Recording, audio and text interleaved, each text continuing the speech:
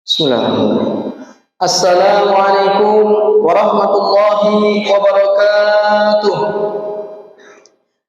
Innal hamdalillah nahmaduhu wa nasta'inuhu wa nastaghfiruh wa na'udzu billahi min shururi anfusina wa min sayyiati a'malina. May yahdihillahu fala mudilla lahu wa may yudlil fala hadiya lahu. Asyhadu an la ilaha illallah wahdahu la syarika lah wa asyhadu anna Muhammadan abduhu wa rasuluhu la nabiyya ba'dah.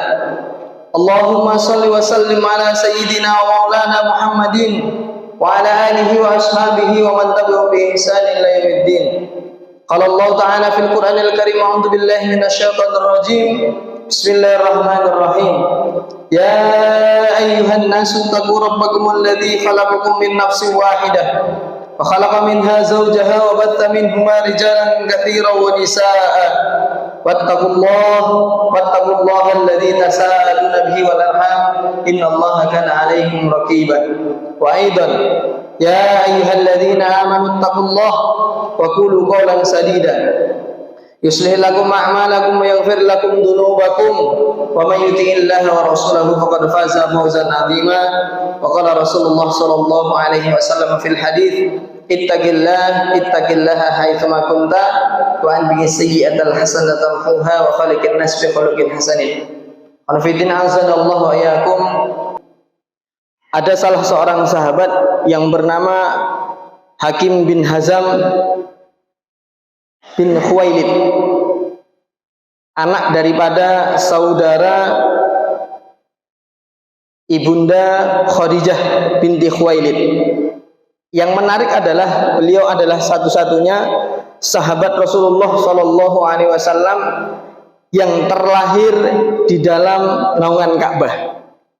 Ceritanya dahulu ketika ibunda dari sahabat Hakim bin Hakim ini ketika hamil tua, ibunda ingin berkunjung ke Ka'bah seperti biasanya. Karena Ka'bah ketika itu dibuka secara umum, maka di dalam Ka'bah terasa ingin melahirkan qadarullah. Dan ketika ingin keluar dari Ka'bah, ternyata sudah tidak sanggup lagi. Maka datanglah seseorang yang memberikan tikar dari kulit untuk bersalin di dalam Ka'bah. Maka terlahirlah yang menjadi cikal bakal seorang sahabat, Hakim bin Hazam bin Khuwailid.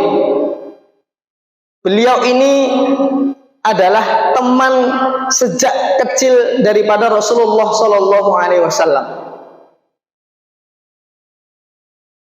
Berbeda 5 tahun dengan Rasulullah Shallallahu Alaihi Wasallam. Beliau lebih tua. Bahkan sampai Rasulullah Shallallahu Alaihi Wasallam yang mengejutkan, sampai Rasulullah Shallallahu Alaihi Wasallam diangkat oleh Allah Subhanahu Wa Taala menjadi nabi dan juga rasul, maka si Hakim, sahabat Hakim bin Hazam belum masuk Islam. Padahal para sahabat mengira bahwasannya Hakim ini akan masuk Islam bersama dengan terdengarnya kabar bahwasannya Rasulullah Nabi Muhammad Sallallahu Alaihi Wasallam adalah utusan Allah. Tapi Allah Subhanahu Wa Taala berkehendak lain. Beliau masuk Islam setelah Fathul Makkah, ataupun lebih kurang 20 tahun setelah Rasulullah Sallallahu Alaihi Wasallam menjadi Nabi. Khonfidin azanallahu wa iyyakum. Yang menjadi menarik adalah ketika anak daripada sahabat Hakim melihat daripada ayahnya menangis ketika itu, maka anak dari seorang sahabat Hakim bertanya kepada ayahnya, "Wahai ayah, aku melihatmu menangis. Kenapa engkau menangis, wahai ayahku?" Maka sahabat Hakim ini berceritalah kepada anaknya.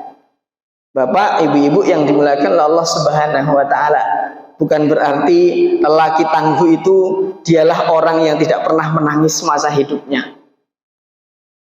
Buktinya adalah sahabat Hakim, orang yang cerdas luar biasa. Beliau juga menangis bahkan diketahui oleh anaknya.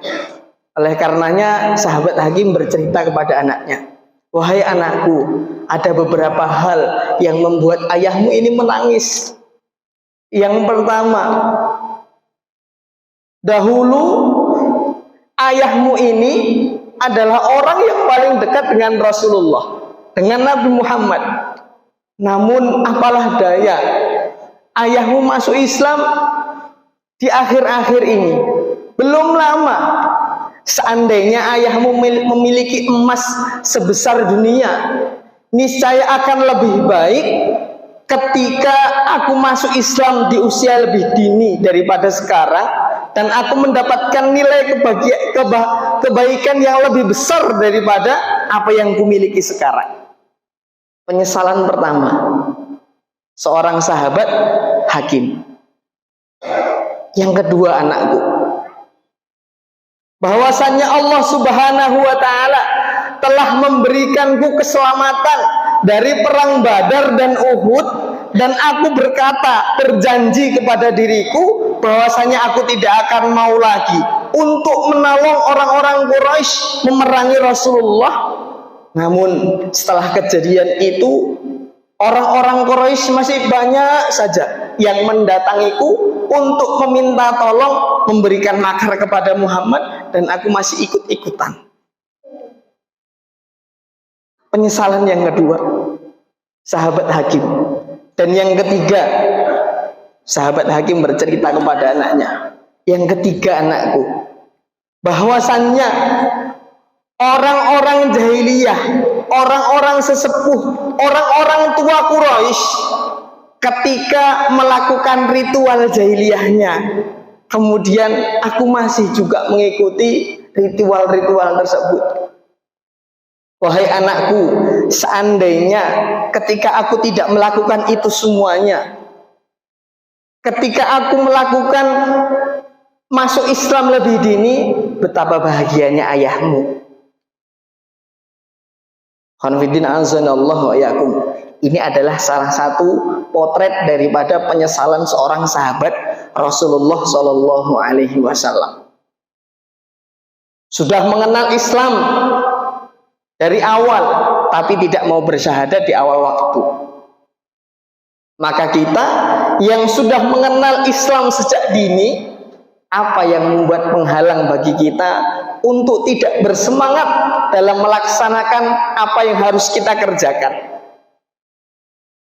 Ingat bahwasanya Rasulullah Shallallahu Alaihi Wasallam memberikan semangat kepada kita dalam sebuah hadisnya, ihris ala ma yanfa'uka wasta'in billahi wa la ta'jas. Ihris ala ma yanfa'uka, bersemangatlah kepada apa-apa yang menjadikan kamu itu memberikan manfaat. Wasta'in billah, dan meminta tolonglah kepada Allah Subhanahu wa ta'ala atas setiap apapun yang kita kerjakan yang memberikan manfaat. Wala ta'jas, wala ta'jis, dan jangan pernah berputus asa. Hadis riwayat Muslim. Maka dari sini kami mengajak kepada diri kami pribadi, mari kita sama-sama untuk melakukan banyak kebajikan dalam hidup kita. Mari bersama-sama banyak melakukan amal solih yang kita lakukan dalam hidup kita. Mari selama masih ada waktu, dan waktu itu kita tidak tahu masih panjangkah atau masih sedikitkah atau sedangkah, ya Allah berikan kepada kita waktu tersebut. Mari kita laksanakan kewajiban-kewajiban kita dengan kesemangatan yang luar biasa, dan jangan mencukupkan dengan yang wajib saja, kurang ditambah dengan sunnah-sunnahnya. Apabila kita sudah melaksanakan semuanya, maka kita boleh berdoa kepada Allah, ya Allah, semoga apapun yang aku kerjakan untukmu ya Allah, Engkau terima dan menjadi amal solih, menjadi pemberat amal timbangan di akhirat kelak. Dan semoga kita semua bersua di surganya Allah Subhanahu wa ta'ala. Mari jangan sampai kita menyesal di akhir kelak. Mari jangan sampai kita menyesal sebagaimana penyesalan para sahabat Nabi. Mumpung kita dari dini sudah Islam, perbanyaklah amal kebajikan. Khonfidin azanallahu wa iyyakum. Mungkin hanya ini yang dapat kami sampaikan. Lebih kurangnya kami mohon maaf yang sebesar-besarnya. Billahi taufiq hidayah, kita tutup dengan doa kafatul majelis. Subhanaka Allahumma wa bihamdika asyhadu an la ilaha illa anta astaghfiruka wa atubu ilaik. Wassalamualaikum warahmatullahi wabarakatuh.